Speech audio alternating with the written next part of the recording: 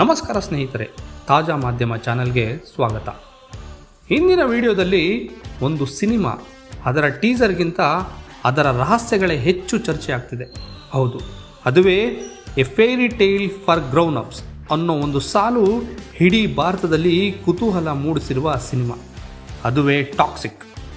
ಜೊತೆಗೆ ಈ ಸಿನಿಮಾದಲ್ಲಿ ಸಾಮಾನ್ಯ ಪ್ರೇಕ್ಷಕರು ಗಮನಿಸದ ಹಲವು ರಹಸ್ಯಗಳಿವೆ.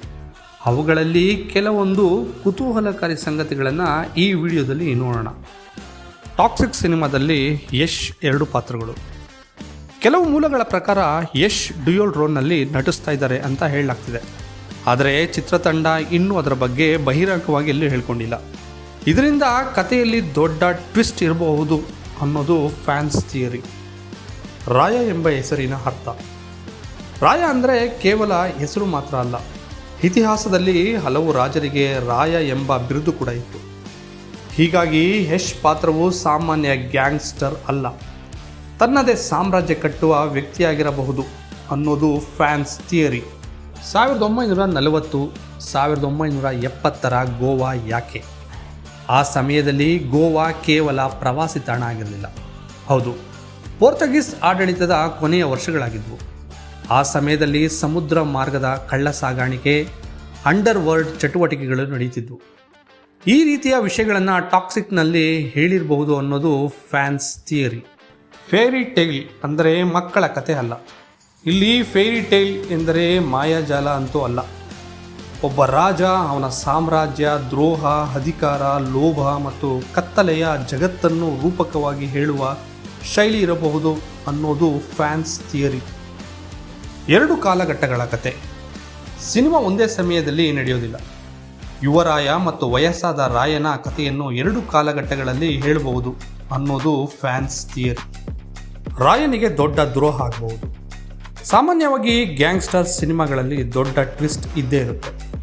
ಆ ತಿರುವು ದೊಡ್ಡದಾಗಿ ರಾಯನಿಗೆ ಮೋಸ ಆಗಬಹುದು. ಅದು ರಾಯನಿಗೆ ಅತ್ಯಂತ ಹತ್ತಿರದ ವ್ಯಕ್ತಿಯೇ ದ್ರೋಹ ಮಾಡಬಹುದು ಅನ್ನೋದು ಫ್ಯಾನ್ಸ್ ಥಿಯರಿ.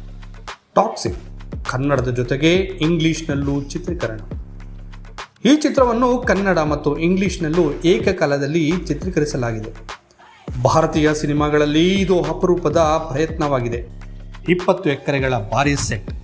1940, 1970ರ ಕಾಲಘಟ್ಟವನ್ನು ಮರುಸೃಷ್ಟಿಸಲು ಬೆಂಗಳೂರಿನ ಸಮೀಪ ಸುಮಾರು 20 ಎಕರೆ ಪ್ರದೇಶಗಳಲ್ಲಿ ಭವ್ಯ ಸೆಟ್ ನಿರ್ಮಿಸಲಾಗಿತ್ತು ಅನ್ನೋ ವಿಷಯ ಕೇಳಿಬರ್ತಾ ಇದೆ. 1000ಕ್ಕೂ ಹೆಚ್ಚು ಸಿಬ್ಬಂದಿ.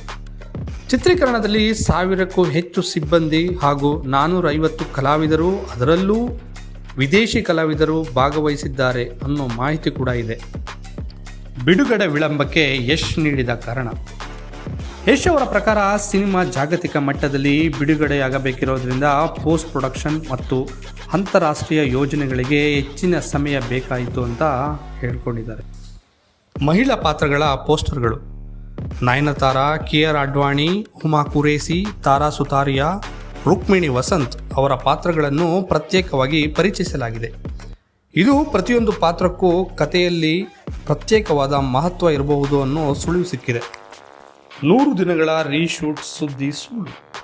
ಸಾಮಾಜಿಕ ಜಾಲತಾಣದಲ್ಲಿ ಹರಿದಾಡಿದ 100 ದಿನಗಳ ರೀಶೂಟ್ ವದಂತಿಯನ್ನು ಚಿತ್ರತಂಡ ಅಧಿಕೃತವಾಗಿ ತಳ್ಳಿಹಾಕಿದೆ. ಫ್ಯಾನ್ಸ್ ಪ್ರಶ್ನೆಗಳಿಗೆ ಉತ್ತರ ಕೊಡದ ಟೀಸರ್. ಟೀಸರ್ನಲ್ಲಿ ಪಾತ್ರಗಳು, ಸ್ಥಳಗಳು ಮತ್ತು ವಾತಾವರಣವನ್ನು ತೋರಿಸಲಾಗಿದೆ. ಆದರೆ ಕಥೆಯನ್ನು ಕುತೂಹಲ ಹೆಚ್ಚೋದಕ್ಕೆ ಮುಚ್ಚಿಡಲಾಗಿದೆ. ಇದರಿಂದ ಅಭಿಮಾನಿಗಳ ನಡುವೆ ಚರ್ಚೆ ಮತ್ತು ಮನಸ್ಸಿನಲ್ಲಿ ಕತೆ, ಊಹಾಪೋಹಗಳು ಹೆಚ್ಚಿರೋದಂತೂ ಸತ್ಯ. ಒಟ್ಟಿನಲ್ಲಿ ಇಡೀ ದೇಶದ ಸಿನಿಮಾ ಪ್ರೇಮಿಗಳು ಟಾಕ್ಸಿಕ್ಗೋಸ್ಕರ ಕುತೂಹಲದಿಂದ ಕಾಯ್ತಿರೋದಂತೂ 100ಕ್ಕೆ 100 ಸತ್ಯ. ಕರ್ನಾಟಕದ ಗತ್ತನ್ನು ಇಡೀ ಪ್ರಪಂಚಕ್ಕೆ ತೋರಿಸೋದಕ್ಕೆ ಹೊರಟಿರೋ ನಮ್ಮ ಯಶ್ ಬಾಸ್, ನಮ್ಮ ಕರ್ನಾಟಕದ ಕನ್ನಡದ ಹೆಮ್ಮೆ. ಧನ್ಯವಾದಗಳು.